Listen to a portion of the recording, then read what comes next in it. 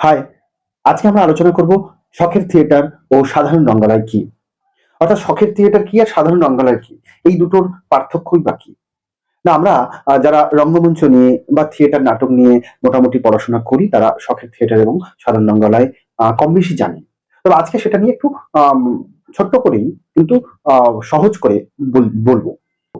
শখের থিয়েটার না, শখের থিয়েটার বাংলা সাহিত্যে, মানে বাংলা সাহিত্যে বলবো না, বাংলা রঙ্গমঞ্চ মানে আমাদের বাংলায় যে রঙ্গমঞ্চের ইতিহাস মানে রঙ্গমঞ্চ তৈরি হয়েছিল, সেই রঙ্গমঞ্চের ইতিহাসে প্রথম পর্বটা হচ্ছে শখের থিয়েটারের পর্ব। আর দ্বিতীয় পর্বটা, অর্থাৎ যে পর্বটা এখনো চলছে, সেটা হচ্ছে সাধারণ রঙ্গালয়ের পর্ব। আসলে জানতে হবে শখের থিয়েটার কি। শখের থিয়েটার কথাটার মধ্যেই কিন্তু শখ শব্দটা আছে। তো শখ করে যে থিয়েটার তৈরি করা হয়েছে সেটাকেই শখের থিয়েটার বলবো, সাধারণত তাই হয়। এবং সেটাই যে শখ করে থিয়েটার, কিন্তু থিয়েটার তৈরি কি কারা করেছে, কারা করতে পারে থিয়েটার? আমরা সাধারণ মানুষ বা আমরা ছেলে ছোকরারা আম, বললেই হয়ে গেল? না, ছেলে ছোকরারাও করতে পারি যদি আমাদের পয়সা থাকে, আমাদের পিতা মাতার অনেক পয়সা থাকে, আমরা যদি ধনী পরিবারের সন্তান হই তাহলে করতে পারি। কারণ থিয়েটার করার শখ আর একটা খেলনা কেনার শখ দুটো তো এক নয়। তো ফলে যার যেমন ক্ষমতা সামর্থ্য তার শখও তেমন তৈরি হয়। তো সেদিনের সমাজে, বাংলায়, কলকাতায় ধনী ব্যক্তিরা তাদের শখ হয়েছে, তার মধ্যে রাজাও ছিলেন, জমিদারও ছিলেন, ধনী ব্যক্তি ছিলেন, সম্ভ্রান্ত পরিবারের মানুষজন ছিলেন যাদের পয়সা আছে।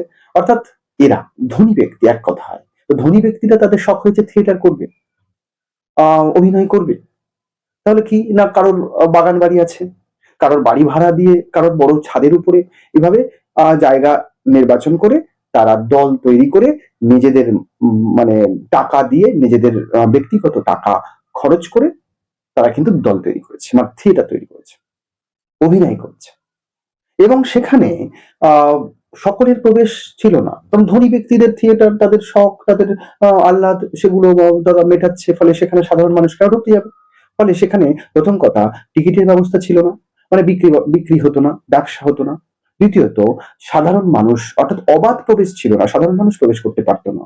ফলে এই শখের থিয়েটার ধনী ব্যক্তিদের শখের দ্বারা, মানে শখের প্রয়োজন বা শখ মেটানোর জন্য তৈরি হয়েছিল, যেখানে পুরো সমাজের ইনভলভমেন্ট মানে সংযোগ ছিল না।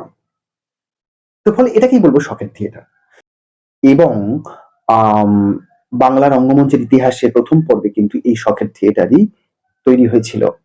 এবার শখের থিয়েটারের কবে থেকে শুরু হচ্ছে না, 1831 সালে প্রথম বাংলা রঙ্গমঞ্চ নির্মিত হচ্ছে বাঙালির দ্বারা।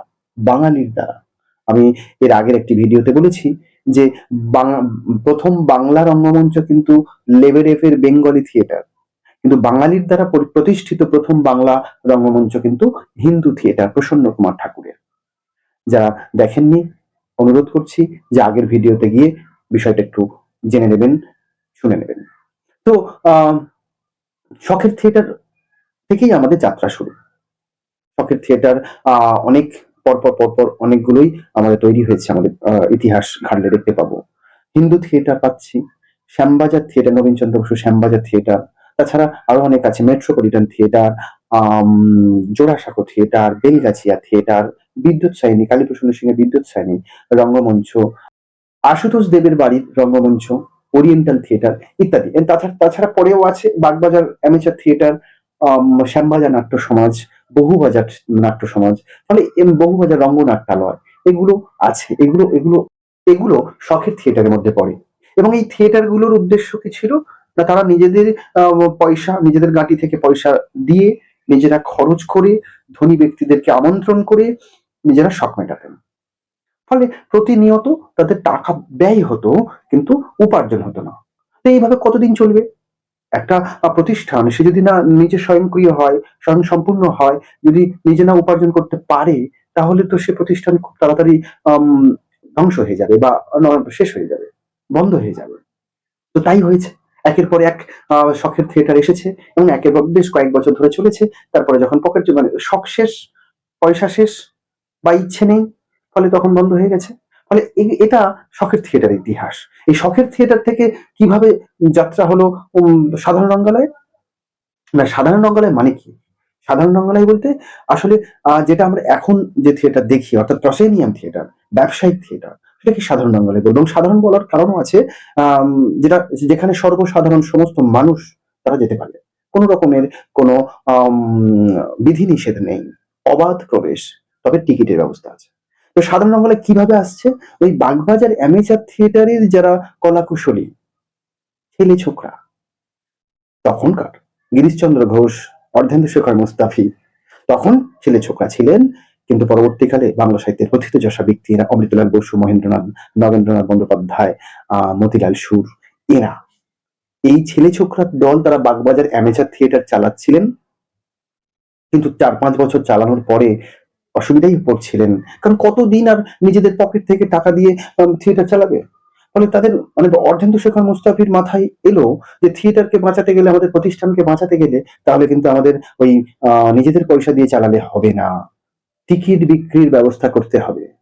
আর এই শখের থিয়েটার মানে যে শখ, মানে সাধারণ পাবলিক ছাড়া বাকি বিশেষ ব্যক্তি, ধনী ব্যক্তি, তাদের আমন্ত্রণ করব নিজেদের পয়সা খরচা করে, এভাবে করলেও প্রতিষ্ঠান বাঁচবে না। তাহলে আমাদের আমাদের নিয়ম বদলাতে হবে।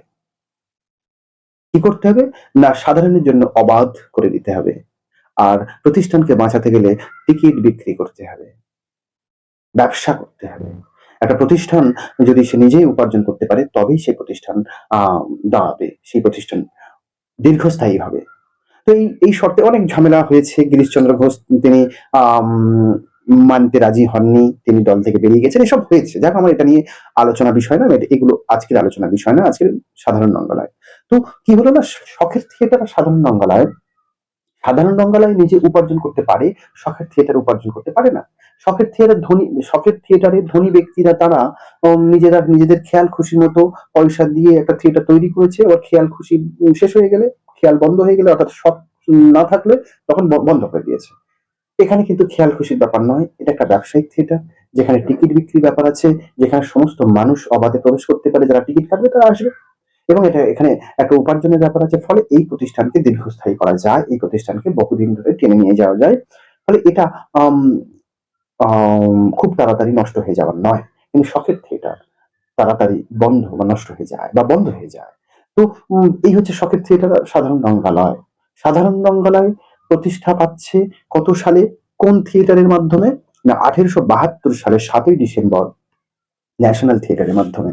এই ন্যাশনাল থিয়েটারটা যদি ওই অ্যামেচার থিয়েটার থেকেই এসছে, অর্থাৎ বাগবাজার অ্যামেচার থিয়েটারের যারা কলাকুশলী, গিরিশচন্দ্র, অর্ধেন্দুশেখর, মতিলাল সুর, অমৃতলাল বসু, এরা এরা নিজেদের দলটাকেই, নিজেদের এই বাগবাজার অ্যামেচার থিয়েটার এই দলের নামটি বদল করেছেন, বদল করে এবং তার সমস্ত বৈশিষ্ট্যের বদল করেছেন। শখের থিয়েটারের যে বৈশিষ্ট্য সেটা রাখেননি। সাধারণ রঙ্গলয় অর্থাৎ ব্যবসায়িক থিয়েটারের যে বৈশিষ্ট্য, সাধারণ মানুষের কাছে আমি একটা রিপ্রেজেন্ট করব কিছু, তা করতে গেলে কি কি করতে হবে, সেই সব নিয়েই তারা কিন্তু বদল করেছেন। ফলে বাগবাজার অ্যামেচার থিয়েটার পরবর্তীকালে সাধারণ রঙ্গলায় পরিণত হয়ে যায়, ন্যাশনাল থিয়েটারে পরিণত হয়ে যায়, পরবর্তীকালে আবার ভেঙে যায়, গ্রেড ন্যাশনাল এসব হয়, কিন্তু সেগুলো নিয়ে যাচ্ছি না। মোদ্দা কথা আমরা এই দুটো বিষয় বুঝলাম, শখের থিয়েটার আর সাধারণ রঙ্গলায়। সাধারণ রঙ্গলায় যেখানে টিকিট বিক্রি করে সাধারণ মানুষের প্রবেশ আছে, অবাধ প্রবেশ আছে, এবং টিকিট বিক্রি করে ব্যবসা করতে পারে, করে। শখের থিয়েটারে তা কিন্তু নয়, সেখানে ধনী ব্যক্তিরা তাদের নিজেদের খেয়াল খুশি মতো থিয়েটার প্রতিষ্ঠা করেছে, শখ মিটে গেলে বন্ধ করে দিয়েছে। এই হচ্ছে আজকের আলোচনা। যদি আলোচনাটি ভালো লাগে তাহলে অবশ্যই লাইক করবেন আর কমেন্ট করবেন, এটা খুবই গুরুত্বপূর্ণ। আপনাদের কমেন্টই আমাকে গ্রো করতে সাহায্য করবে। ধন্যবাদ, ভালো থাকবেন।